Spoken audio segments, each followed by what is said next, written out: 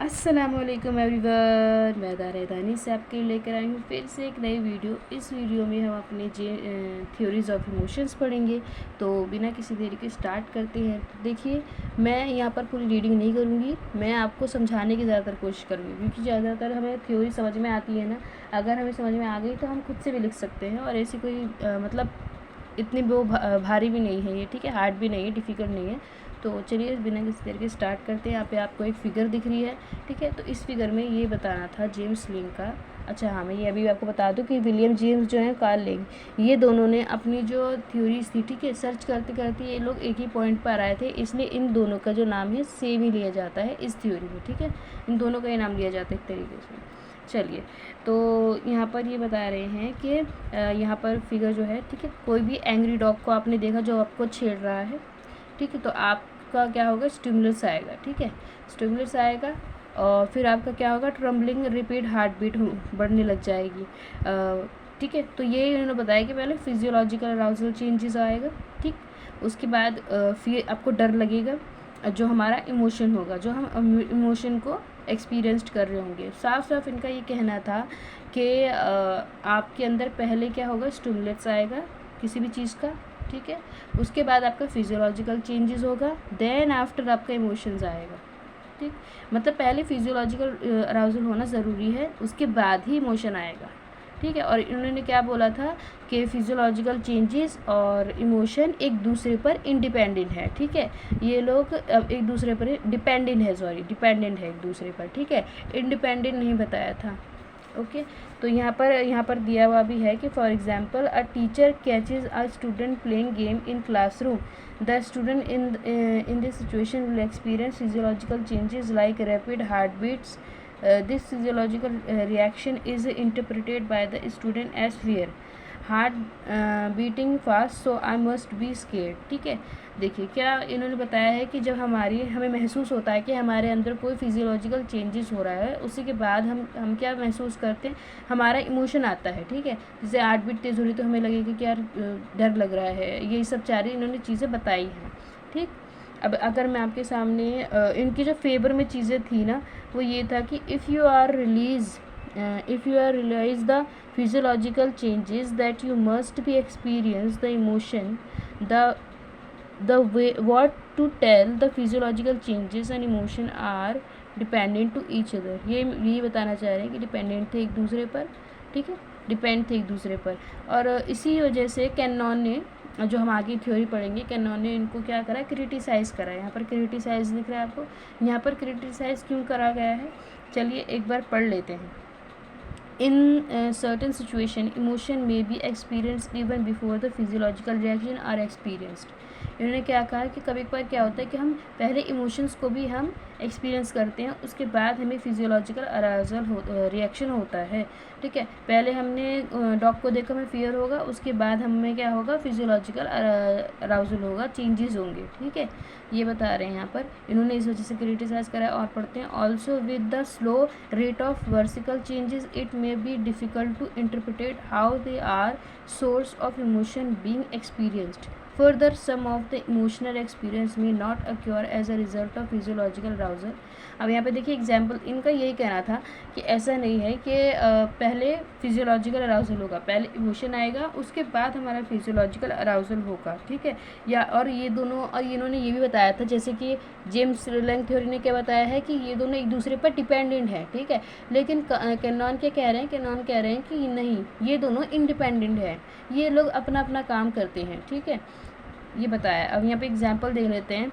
N individual who is exercising में experience rapid heart beat, but this may not be term as fear, ठीक है। अब ये तो देखिए बेस्ट एग्जांपल हो गया कि अगर आप एक्सरसाइज करते हो तो उसमें आपकी हार्ट रेट बढ़ती है, आप स्वेटिंग भी करते हो, ठीक है। आपके हाथ थोड़ी देर, मतलब जैसे अगर आपने भारी कोई चीज़ उठाई है तो आपके हाथ भी शिवर करने लग जाते हो। तो इसका ये ज़रूरी नहीं है कि मतलब फिजियोलॉजिकल अराउजल होगा तो इमोशन भी होगा, ठीक है, ऐसा नहीं है। और अगर इमोशन होगा तो फिजियोलॉजिकल अराउजल भी होगा। यहाँ पे देखो पढ़ते हैं, it can be said that physiological changes are not as such sufficient in order to elicit emotional reaction, ठीक है। ये बताना चाह रहा है कि फिजियोलॉजिकल चेंजेस सफिशिएंट नहीं है, ठीक है, क्या है, हमारे इमोशन को निकालने में, ठीक है। ऑल्सो वेराइड इमोशन में be linked with versatile changes that are similar in nature which again conducts the assumptions of this theory. देखो एक एग्जाम्पल भी देख लेते हैं यहाँ पर, एक और दे रखा है, एन इंडिविजुअल में cry when he she is happy and also when he she is sad. अब देखिए क्या होता है कि कोई भी हमने कोई भी अच्छी चीज़, ठीक है, अपनी ज़िंदगी में हासिल करी, जैसे हमने पिछले वाले में क्या देखा था कि गोल्ड मेडल लाए, तो वो उसके माँ बाप खुश तो हैं बच्चे के कि मेरा बच्चा गोल्ड मेडल लेकर आया है, लेकिन आंसू भी निकल रहे हैं, खुशी के आंसू हैं वो, ठीक है, खुशी के आंसू हैं। और कभी कभार क्या होता है कि हम बहुत रो रहे होते हैं, तो हमारी मम्मा मतलब कोई भी हमारी फ्रेंड या फिर कोई भी हमारी बहन भाई कैसे ऐसे मुंह बनाते तो क्या होता है, हमें हंसी आने लग जाती है। तो ज़रूरी नहीं है कि मतलब यहाँ पर बता रहा है कि ज़रूरी नहीं है कि इमोशन हमारा अगर उसको फिजियोलॉजिकल चेंजेस को मतलब प्रभावित करे कि फिजियोलॉजिकल चेंजेस होगा तो भी इमोशन होगा, और इमोशन होगा तो फिजियोलॉजिकल चेंजेस होगा। नहीं, ये दोनों अपने अपने इंडिपेंडेंट हैं एक दूसरे में ही, ठीक है, एक दूसरे में।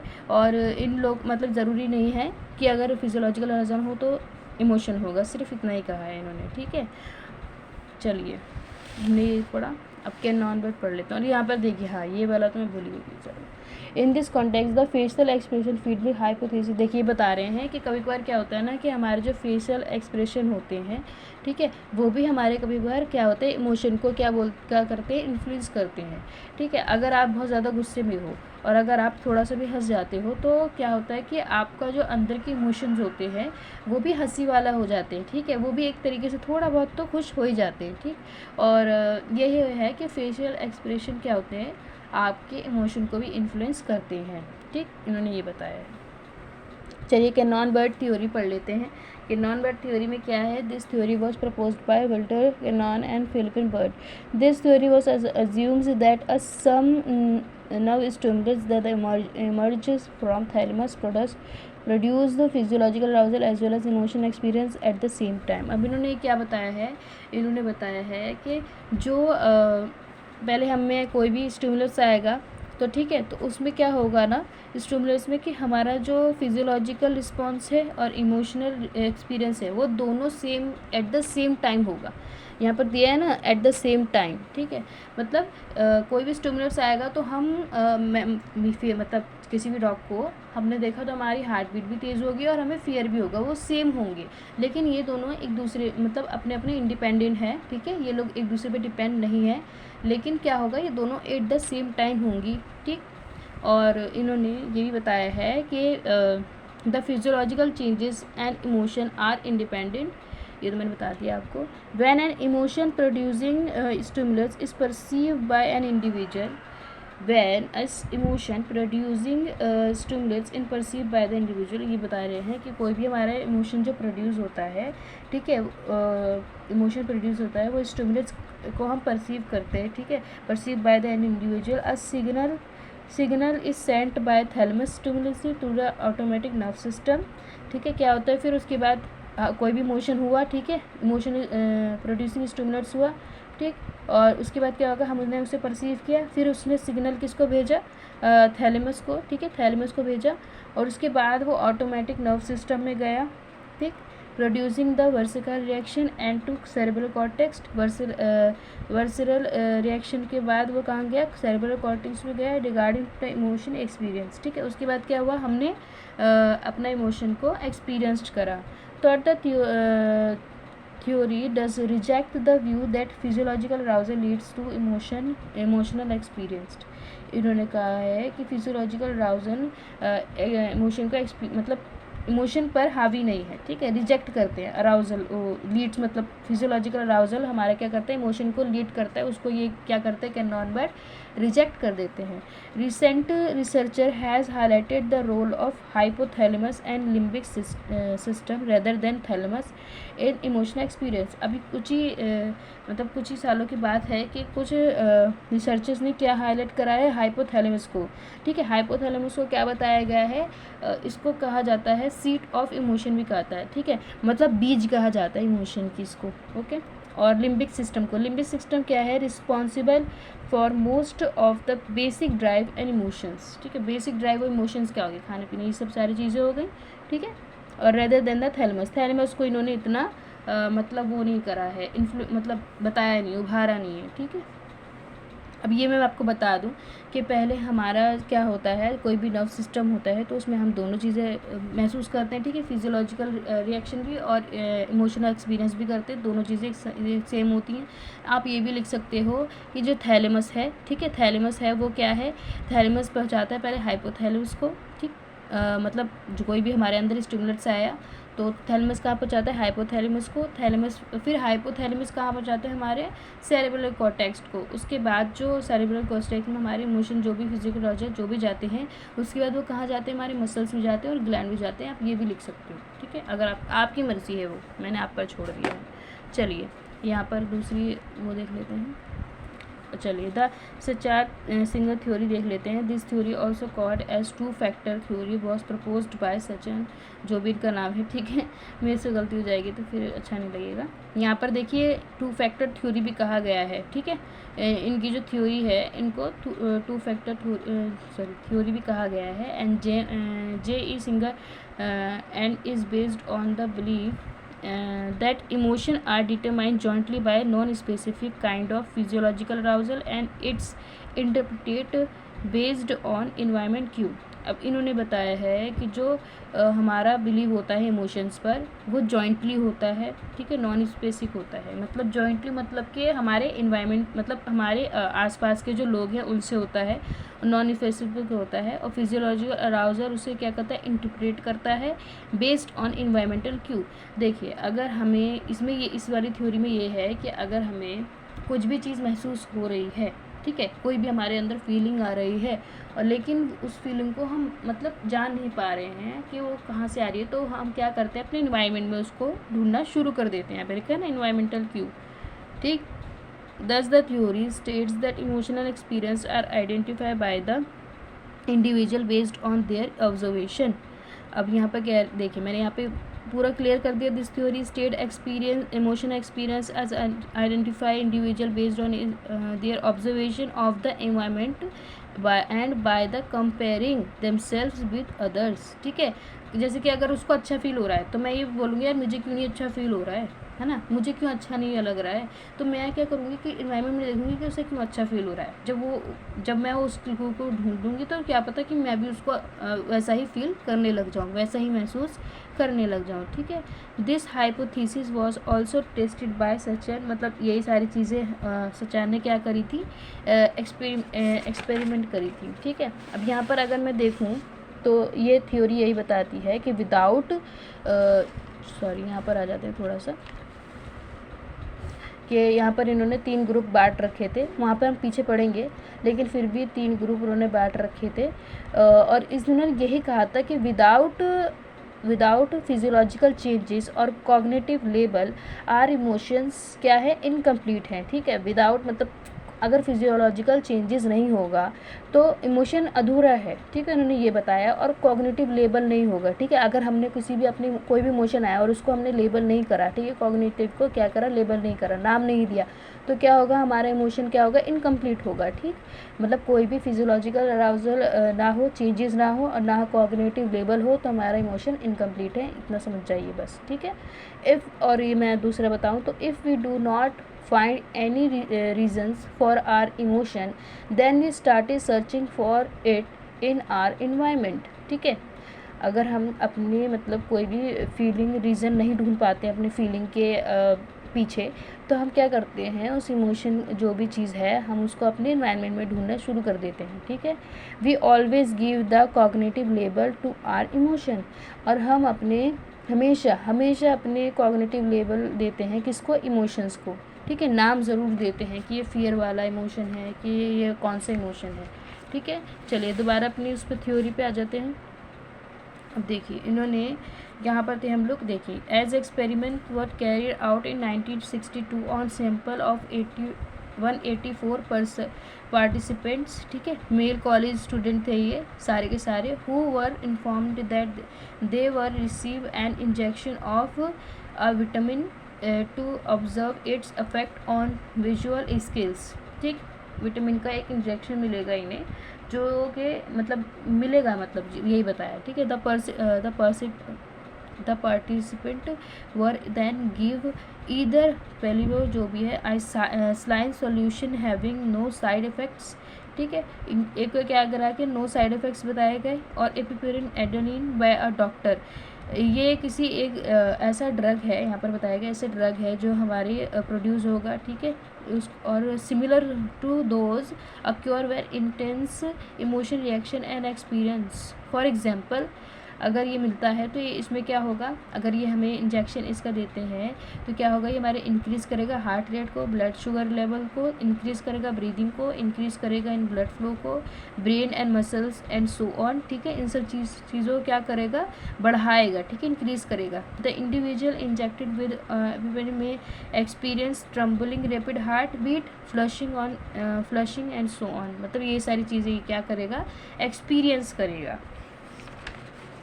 ठीक है। अब देखिए यहाँ पर 3 ग्रुप मैंने जैसे आपको बताया ही है, 3 ग्रुप दिए हुए हैं, तो पढ़ते हैं। पार्टिसिपेंट हु वर गिवन, मतलब इनको नहीं बताया गया, ठीक है, इनको एडेनिन दिया गया लेकिन ये बताया नहीं गया, इग्नोर्ड यहाँ पे लिखा है ना, वही है, ठीक। और ये वजह दूसरा ग्रुप है, इनको दिया गया है और इनको बताया भी गया है कि मतलब सही से इन्फॉर्म करा गया है, ठीक है, यहाँ पे लिखा है ना, इन्फॉर्म्ड करा गया सही, ठीक है। और इनको दिया गया है तो इनको मिस इन्फॉर्म करा गया है, ठीक, इनको मिस इन्फॉर्म करा गया है।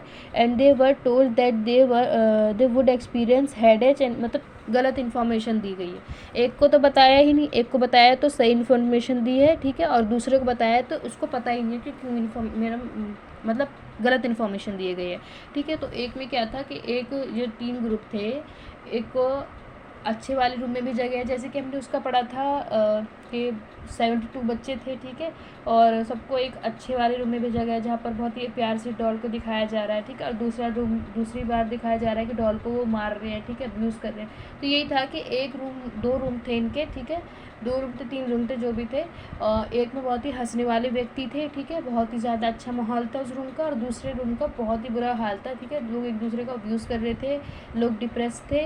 तो इनको उन रूमों में भेजा गया, ठीक है, उन रूमों में भेजा गया। और तीसरा और जब उन्होंने एक्सपीरियंस करा, जिनको अच्छी इन्फॉर्मेशन दी गई थी, ठीक है, जिनको बताया गए थे उनके साथ ये चेंजेस हो गए, तो वो तो महसूस कर रहे थे कि हाँ मेरे साथ ये चेंजेस हो रहे हैं, ठीक है, तो उनको अच्छा भी लग रहा था।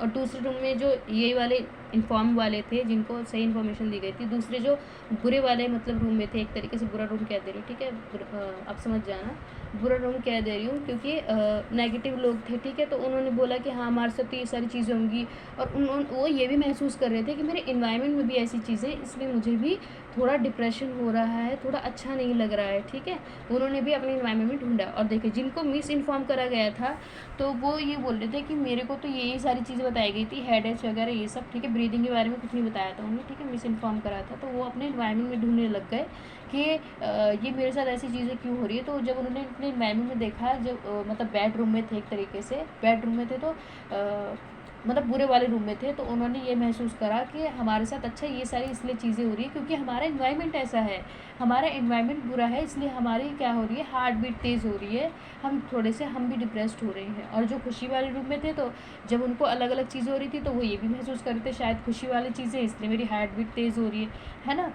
देखिए लेबल करा उन्होंने अपनी चीज़ों को, ठीक है, लेबल करा उन्होंने, मतलब कि ऐसी चीज़ें क्यों हो रही हैं, है ना, नाम दिया उसको कि अगर ये वाली इन्वायरमेंट। और देखिए अब जब वो पता नहीं लगा पा रहे हैं कि हमें मिस इन्फॉर्म करा गया है तो ये सारी चीज़ें नहीं होनी चाहिए, तो उन्होंने क्या करा, अपने इन्वायरमेंट में ढूंढा कि अच्छा ये खुशी वाली चीज़ें इसलिए शायद हमारी हार्ट बीट तेज़ हो रही है, अच्छा ये दुखी वाली चीज़ें इसलिए हमारी हार्ट बीट तेज़ हो रही है, ठीक है, हेडेक नहीं हो रहा है, ओके, ये सारी चीज़ें। और देखिए मैंने जो इग्नोर कर दिए गए थे मैंने उनका नहीं बताया है, इग्नोर कर जैसे कि इग्नोर वाले का were not told its affect adrenaline, जब इनको भी नहीं बताया गया और इनके साथ भी बहुत सारी ऐसी चीज़ें हुई जैसे हार्ट बीट तेज़ होना जो हमने पीछे पढ़ा है, ट्रम्बलिंग होना, ये सारी चीज़ें, तो जब इनको नहीं हुई ना तो इन्होंने भी क्या करा, इन्होंने भी अपने इन्वायरमेंट में ढूंढना शुरू करा और इनको भी वही महसूस हुआ जो कि मिस इन्फॉर्म वाले को महसूस हो रहा था।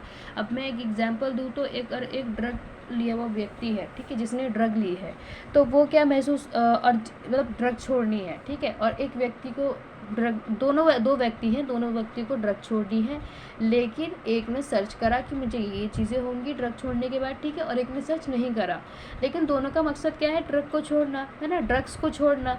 तो जब दोनों ने छोड़ना शुरू करा तो जिस व्यक्ति को पता था कि मेरे से ये चीज़ें होंगी वो तो सही रहा, ठीक है, उसको तो पता था कि उसने रिसर्च में मार रखी थी। लेकिन जिसने रिसर्च नहीं मारी उसको क्या हुआ कि यार ये मेरे साथ ऐसे क्यों हो रहा है, क्यों हो रहा है, तो उसने क्या करा, अपने इन्वायरमेंट में ढूंढना शुरू करा। अच्छा ये मेरे को ऐसे इसलिए हो रहा है क्योंकि मेरा इन्वायरमेंट ऐसा है, अच्छा यहाँ पर ऐसे इसलिए मेरे को हो रहा है क्योंकि मेरा ये आसपास की चीज़ें ऐसी हैं, ठीक है। तो ये होता है कि जब व्यक्ति नहीं पाता मतलब कंफ्यूज होता है, रीज़न नहीं लगा पाता है, तो वो रीज़न अपने इमोशन के पीछे जो भी रीज़न है उसको अपने इन्वायरमेंट में ढूंढता है, ठीक है, इन्होंने ये बताया है। और जो मैंने बाकी 2-3 और चीज़ें बताई वो भी ध्यान में रखिएगा। The participant were then placed individually in a situation along with a confederate who behave in either or the two ways, ठीक है। जो भी पार्टिसिपेंट्स थे अपने ग्रुप में वो क्या करते थे, बिहेव करते थे either of the two ways, मतलब दो तरीके से उन्होंने बिहेव करा था, एक तो अच्छे रूप में थे, एक बुरे में, ठीक है। The confident was either happy and excited और वॉज एंग्री एंड हॉस्टिलाइट्स, एक में तो था कि हैप्पी थे, एक्साइटेड थे, और एक में क्या था, एंग्री थे और हॉस्टिलाइट थे, ठीक है। The researcher was carried out with an object to examine the emotional reaction of the participant towards the behaviour display by the confederates. अब क्या था कि रिसर्चर तो ये देखना चाह रहा था कि वो अपने इमोशंस को कैसे मतलब दिखाते हैं, अपने बिहेवियर को कैसे दिखाते हैं अपने ग्रुप के साथ, ठीक है। The result of indicate that participant based on their explanation were regarded to the physiological arousal experience by them to behaviour display by others and individual environmental cue. Thus, it can said that this theory propose a cognitive perspective of emotion। अब यही है कि इसने क्या करा कि लोगों ने जब महसूस करा कि उनके साथ ऐसी चीज़ें हो रही है तो उन्होंने अपने इन्वायरमेंट में ढूंढना शुरू करा। तो जो मैंने बताया बिल्कुल वही सेम लिखा हुआ है यहाँ पर। और ये जो थ्योरी है ये थ्योरी किस पर बेस्ड करती है, ठीक है, प्रपोज्ड कैसे किस चीज़ को करती है, कॉग्निटिव पर्सपेक्टिव इमोशंस को। कॉग्निटिव क्या होता है, थिंकिंग होती है, परसेप्शंस होती है, ठीक है, अटेंशन होती है, मोटिवेशन होती है, यही सारी चीज़ें क्या होती है, हमारी कॉग्निटिव पर्सपेक्टिव होती है, ठीक है। तो इसी सारी चीज़ों को क्या करता है, प्रपोज करती है थ्योरी एक तरीके से। अब दूसरे पे आ जाते हैं। दूसरी थ्योरी कौन सी है, अपोनेंट प्रोसेस थ्योरी। अपोनेंट मतलब होता है अपोजिट, ठीक है, यहाँ पे दिया हुआ भी है अपोजिट रिएक्शन। अब देखिए पढ़ते हैं। The focus of this theory is that an emotional reaction to stimulants is followed automatically by an opposite reaction. Repeated exposure to a stimulant causes that the initial reaction to weaken and the opponent process to the strength। देखिए strength ने बताया है कि जो हमारा emotion होता है वो क्या होता है, जैसे कि इन्होंने बताया अपोजिट होता है, ठीक है। अगर हम वहाँ पे हंसना रोना हंसना, ठीक है, सैड होना तो हैप्पी होना, ये क्या बताया, अपोजिट एक तरीके से इमोशंस को बताया है। Every emotion are temporary not fixed, ठीक है। और इन्होंने ये भी बताया है कि जो भी सारे इमोशंस होते हैं वो टेम्पररी होते हैं, फिक्स्ड नहीं होते हैं, ठीक है। The emotion of fear is depend upon your stimulates intensity, negative और पॉजिटिव। अब इन्होंने ये बताया कि जो भी आपका इमोशन ऑफ फियर होता है वो क्या होता है, डिपेंड होता है आपके स्टिमुलेट्स इंटेंसिटी पर, ठीक है, चाहे वो नेगेटिव हो या फिर पॉजिटिव हो। अभी हम आगे इसका जो मैं वो है ना खोल कर आपको आगे बताऊंगी। और कहाँ पर थे, the theory state that the law of physics that every action is followed by reaction is also applicable to emotion. The theory has found its application to understand drug addiction.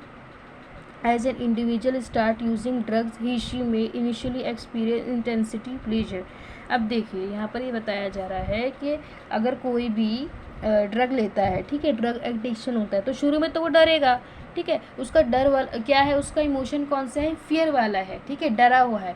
लेकिन जब उसको वो लेगा और उसको प्लेजर महसूस होगा, ठीक है, उसको अच्छा लगेगा, वो अपनी सारी टेंशन सब क्या होता है हम भूल जाते हैं ना, तो जब भूल जाएगा तो उसको क्या लगेगा, जब उसका इमोशन फियर वाला होगा वो क्या हो जाएगा, हैप्पी में हो जाएगा, प्लेजर में कन्वर्ट हो जाएगा। तो वही बता रहे हैं कि कोई भी इमोशन फिक्स्ड नहीं होता है, ठीक है, इमोशन बदलता रहता है, अपोजिट हो जाता है। जैसे कि मैंने बताया ना, फियर का क्या हो गया, वो अब हैप्पी हो गया है, प्लेजर में आ गया है उसका वो इमोशन, ठीक है। अब ये देख, और यहाँ पर बताया भी गया, अब आगे बढ़ते रुक जाइए। However with repeated use of drugs there is decrease in the intensity of pleasure and the reaction related to withdrawal becomes stronger. Thus the individual now consumes drugs in order to avoid the negative feelings she may experience as a result of not consuming drugs rather than for feeling or pleasure. क्या होगा, क्या था, result of not consuming drugs rather than for feeling of pleasure. अब ये क्या होगा कि जो व्यक्ति है उसने क्या करा, मतलब लिया, ठीक है, अवॉइड नहीं करा, उसने अपनी फीलिंग को अवॉइड, नेगेटिव फीलिंग को अवॉइड करने के लिए उसने ड्रग लिया और वो लेता चला गया, और वो क्या हो गया, इसकी फिर स्ट्रॉन्ग फीलिंग हो गई, ठीक है। लेकिन जब वो लेने लग गया और उसका रिज़ल्ट बुरा आया, तो उसने क्या करा, not consuming drugs rather than for feeling और प्लेजर, ठीक है।